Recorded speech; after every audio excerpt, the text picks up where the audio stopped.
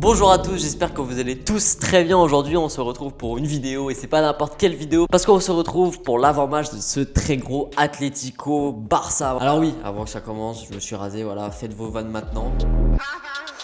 C'est bon, on peut commencer. C'est enfin la fin de la trêve internationale. On en a enfin fini de ces matchs internationaux, de cette Ligue des Nations, de ces qualifs sud-américaines, de ces matchs amicaux qui nous saoulent tout simplement. Je l'ai trouvé très longue cette trêve internationale personnellement. Je me suis fait chier tout simplement et enfin on retrouve notre Barça après un superbe match face au Betis Séville. Rappelons-le, victoire 5-2 lors de la dernière journée de Liga pour le FC Barcelone. C'était important de se relancer. Le Barça l'avait fait sublimement face au Betis Séville, mais là c'est l'Atlético Madrid au Wanda Metropolitano, un Atlético Madrid qui est très en forme, qui avait lancé sa saison, on le rappelle, avec un 6-1 face à Grenade. Ensuite ça avait été un petit peu plus compliqué avec notamment un match nul face à Villarreal, puis ils se sont très vite repris et l'Atlético Madrid qui est pour l'instant invaincu, bien sûr en Liga 1, parce que on va pas parler de la Ligue des Champions où il s'était fait complètement humilier par le Bayern, mais bon c'est pas les seuls, donc on va pas juger évidemment, mais voilà, en Liga l'Atlético ils sont 3e et ils sont invaincus avec 17 points pris sur les 21 possibles, et c'est même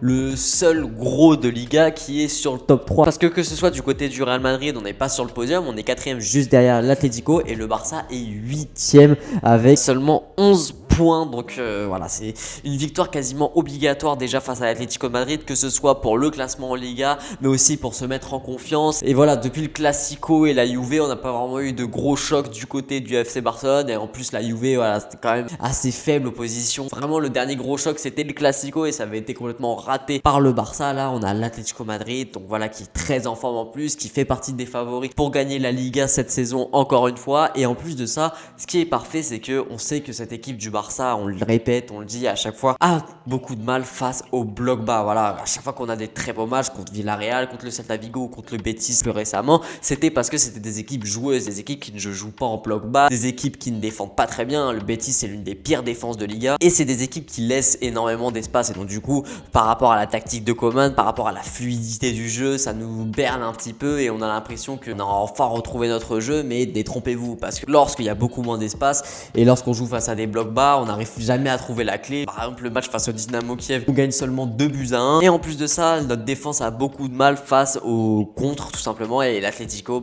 c'est typiquement l'équipe qui peut nous faire mal. Déjà que de base l'Atlético c'est l'équipe qui peut faire mal au FC Barcelone, mais alors quand c'est un Barça qui est aussi faible que ces derniers temps, c'est encore pire, parce qu'on a un Atlético qui eux sont olympiques et un Barça qui est en reconstruction et qui est quand même assez faible, et c'est typiquement l'équipe qui peut nous faire mal, parce qu'ils vont jouer forcément, je pense, en bloc bas et jouer en contre derrière avec un Joao Félix qui va faire très mal, je pense, à notre défense piquée, l'anglais. Joao Félix qui lui est dans une forme olympique avec l'Atlético Madrid. Il a joué 7 matchs, il a marqué 5 buts et réalisé 2 passes décisives depuis le début de la saison. Il a fait un mois d'octobre titanesque. Il avait été très décevant la saison dernière, on se rappelle, il vient pour remplacer Griezmann, il a quand même énormément de pression, il vient pour 120 millions, le plus gros transfert de l'histoire d'Atlético. On n'est quand même pas habitué de voir l'Atlético faire des énormes transferts comme ça, et il arrive, sa saison elle avait été décevante, mais lors du Final 8 face à Leipzig, on se rappelle que c'était lui qui était rentré et qui avait fait les différences du côté de l'Atlético Madrid. Ça n'avait pas suffi évidemment malheureusement pour les Madrilènes pour se qualifier, mais on se rappelle voilà que Joao Félix avait fait des différences, il avait même obtenu un penalty pour l'Atlético,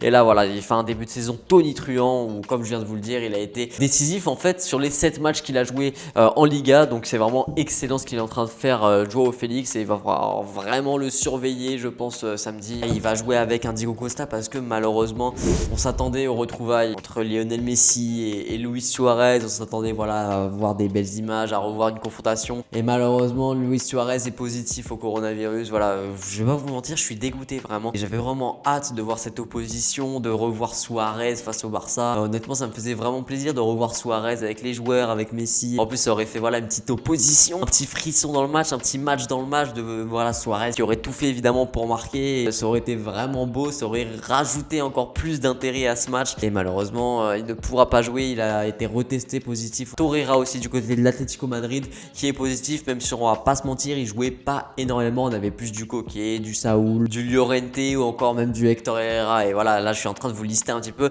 l'effectif exceptionnel de cet Atlético Madrid. Il va vraiment falloir faire attention à ces joueurs comme Joao Félix, ou alors par exemple sur les contres, un joueur comme Marcos Llorente qui sait se projeter. On le sait, il peut jouer milieu de terrain, tout comme milieu droit, tout comme attaquant, il peut jouer à tous les postes. Et c'est un joueur qui a des grosses capacités athlétiques, qui se projette très bien. Et c'est ce qui nous fait très très mal, ce genre de joueur. On l'avait vu, hein, c'était Federico Valverde lors du Classico qui nous avait fait très mal, surtout sur le premier but qu'il marque. Et voilà, c'est un petit peu le même schéma de jeu avec Marcos Llorente. On va avoir des Saúl Ñíguez et Koke qui vont aller fixer, qui vont amener les ballons vers l'avant avec Joao Félix et Marcos Llorente. Ou alors on aura aussi Ferreira Carrasco qui peut aller déborder et passer dans le dos de la défense. Et on va avoir ces deux joueurs là, du coup Koke et Saúl, qui vont venir fixer, piquer l'anglais. Et derrière, voilà, les débordements avec Carrasco, avec Llorente ou avec Joao Félix qui lui aussi pourra amener les ballons à ces joueurs là. Donc il va vraiment falloir rester très vigilant. Et c'est le gros test là pour Ronald Koeman, pour savoir si on a enfin trouvé le moyen de briser les blocs bas, si on a enfin trouvé le moyen avec cette défense d'empêcher les contres, même si j'en doute vraiment. Ce match, je vais pas vous mentir, je suis pas très serein vis-à-vis du Barça, parce que c'est typiquement face à ce genre d'équipe, face à ce genre d'effectif, face à ce genre de tactique qu'on n'y arrive pas et que